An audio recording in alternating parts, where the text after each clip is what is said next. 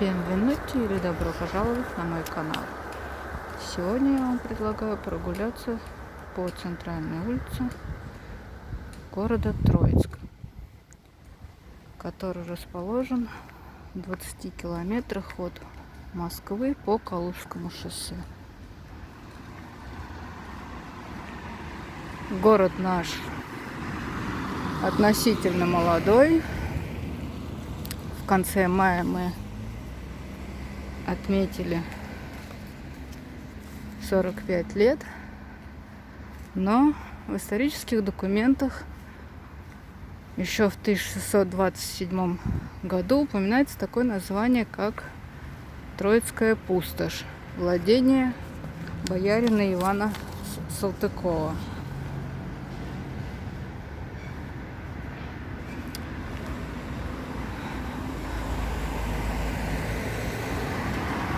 Время идет, меняются владельцы,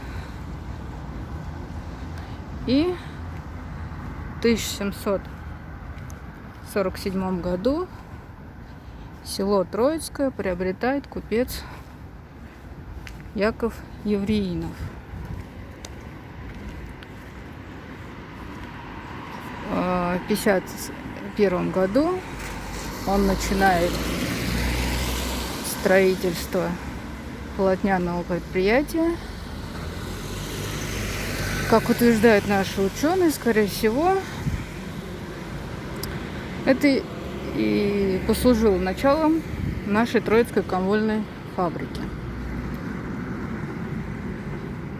Поначалу данное предприятие имело характер местного значения, а широкую известность получила в середине XIX века под руководством купцов Прохоровых.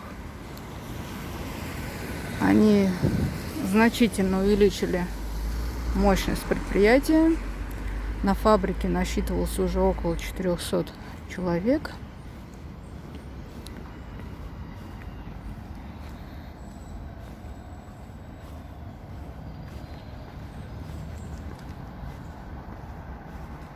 При фабрике открывается школа. В основном, конечно, для детей сотрудников фабрики, но также там учились и дети местных крестьян.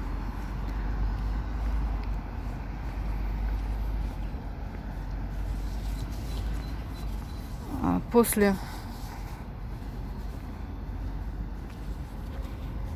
революции фабрика была национализирована, что, естественно, продолжала работать. И в 1928 году фабричный поселок был преобразован в рабочий поселок Троицкий. Так, это мы подходим к первому выезду из города на Калужское шоссе. Вот оно там у нас шумит.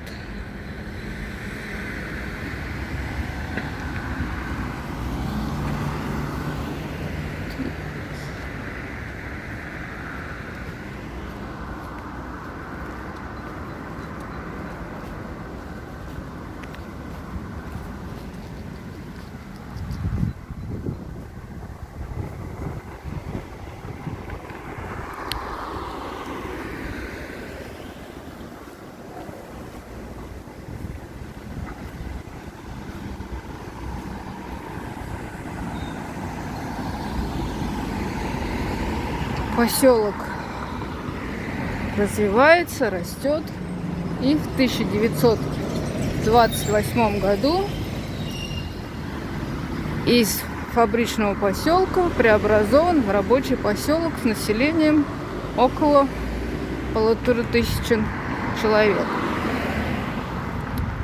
В 1938 году в Москве принимается решение о выводе некоторых научных институтов и лабораторий из Москвы в ближайшее Подмосковье. С Соответственно, у нас начинается строительство институтов. Поселок растет, и в 1977 году нам присваивают статус города. Название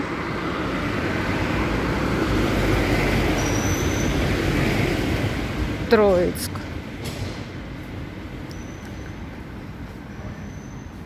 На данный момент научных институтов у нас насчитывается 10 институтов. И в 2007 году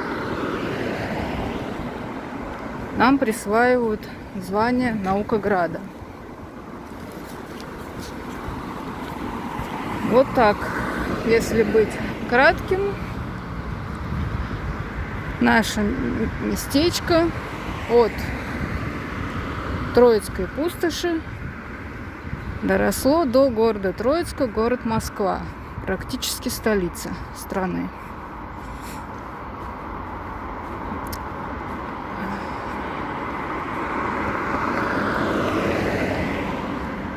Вот такой у нас зеленый город.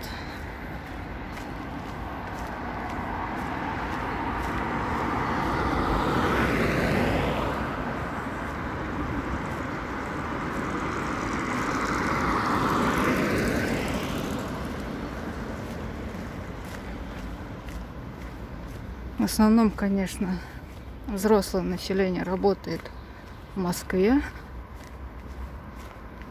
Естественно, в советское время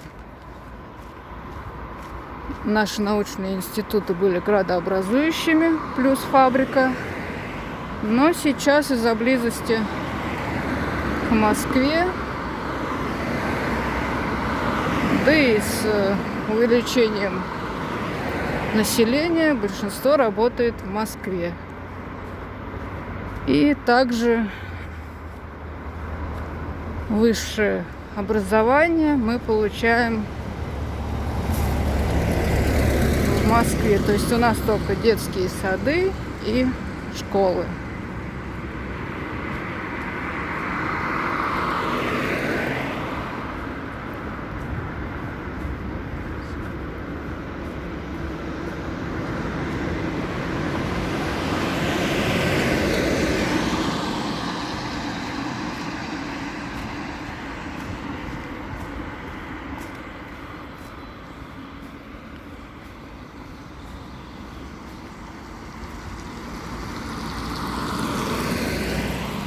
Это мы идем еще по старой части города. Тут дома строились еще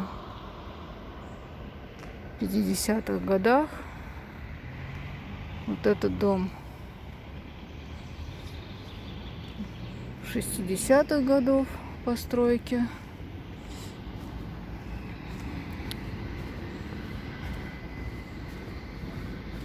В основном, конечно, у нас дома еще советских технологий, так как вы можете заметить, мы находимся в лесной части, и расширяться городу было практически некуда. Это было очень трудно сделать, так как пока мы не были присоединены к Москве,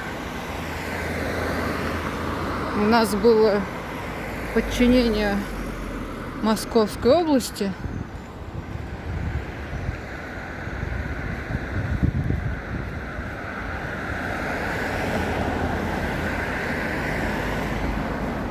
А леса, соответственно, входили в лесничество Московской области. И, соответственно, увеличивать площадь города было очень проблематично.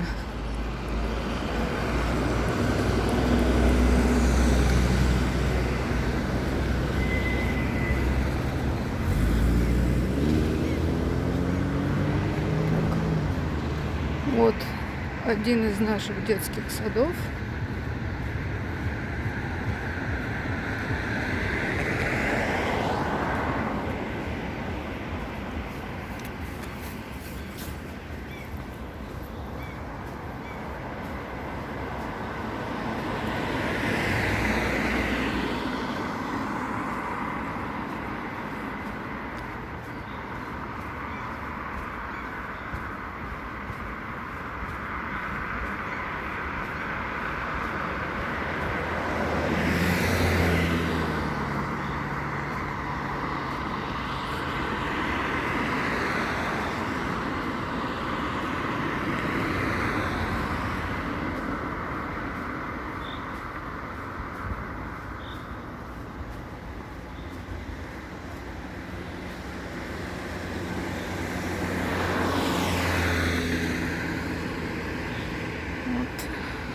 Теплое время года домов практически не видно. Все в зеленой листве.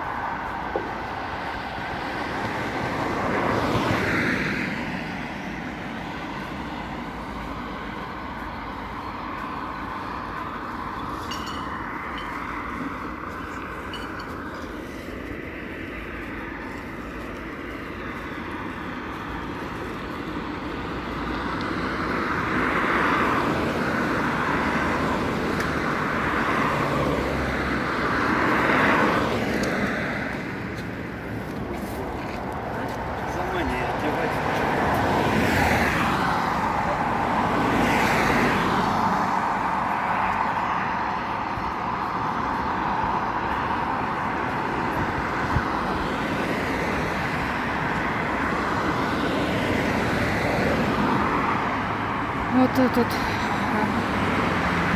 лесополоса слева защищает нас от Калужского шоссе, которое модернизировали. Оно у нас стало шестиполосное, насколько я помню.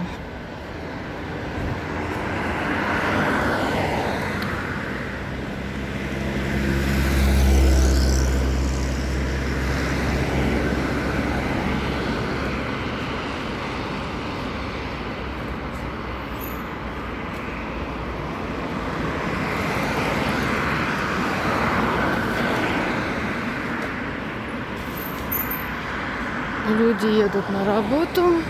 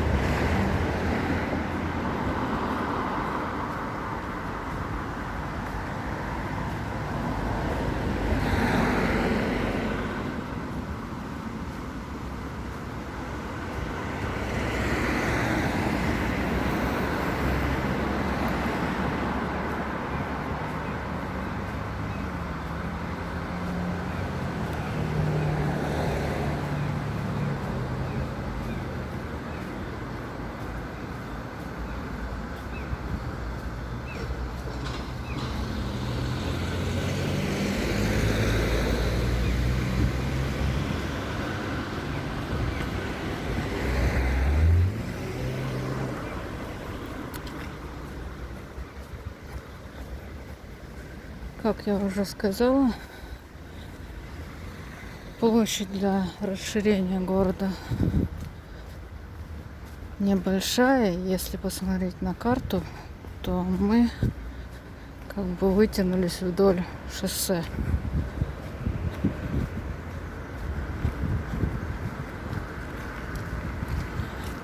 То есть вот центральная улица, она практически идет параллельно Калужскому шоссе. Потом идет поворот направо, разворачиваемся и опять идем вдоль параллельно шоссе. И там уже по другую сторону будет наш 3-й микрорайон.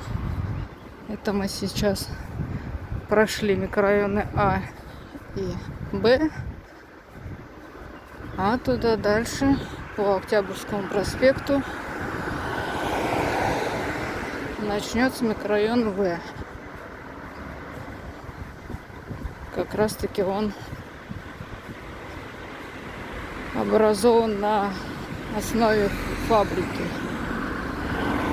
А микрорайоны А и Б это по началу, конечно, сейчас все уже смешалось. И здесь проживали сотрудники научных институтов.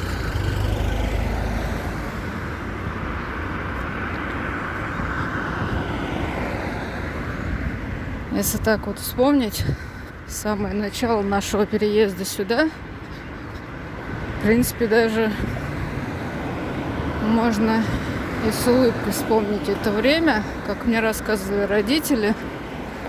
На тот момент, это 80-е годы, как раз после Олимпиады, закончилось строительство наших домов. Они были заморожены из-за проведения Московской Олимпиады. И вот они, когда приезжали, родители приезжали в Троицк и ходили по этажам, выбирали, на каком этаже застолбить себе квартиру.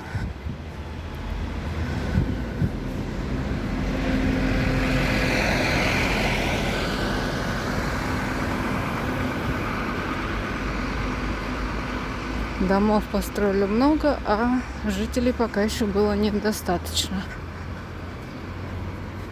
Так, к этому подходим.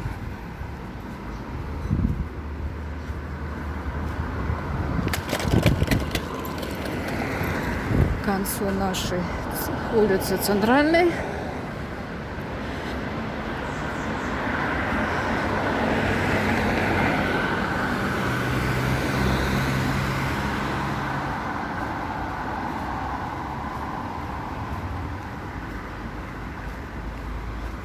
Вот впереди тут поворот налево.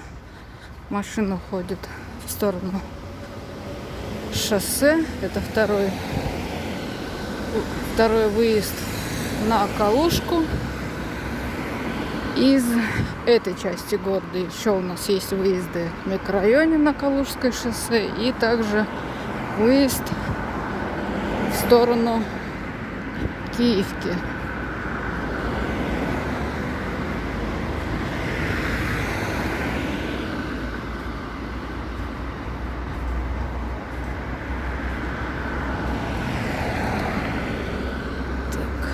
Народ едет на работу не только на машинах, но и на городском транспорте.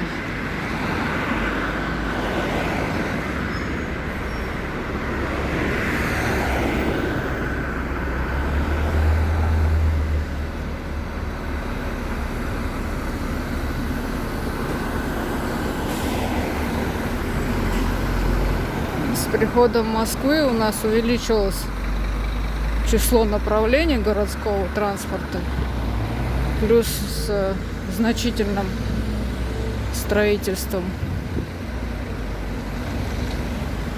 местных дорог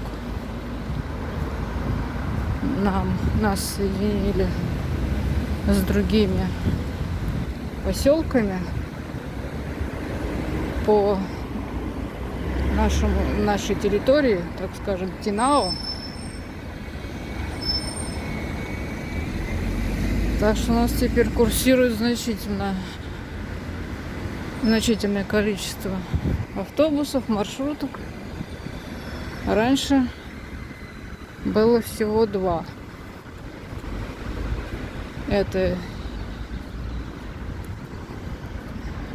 направление по Калужке,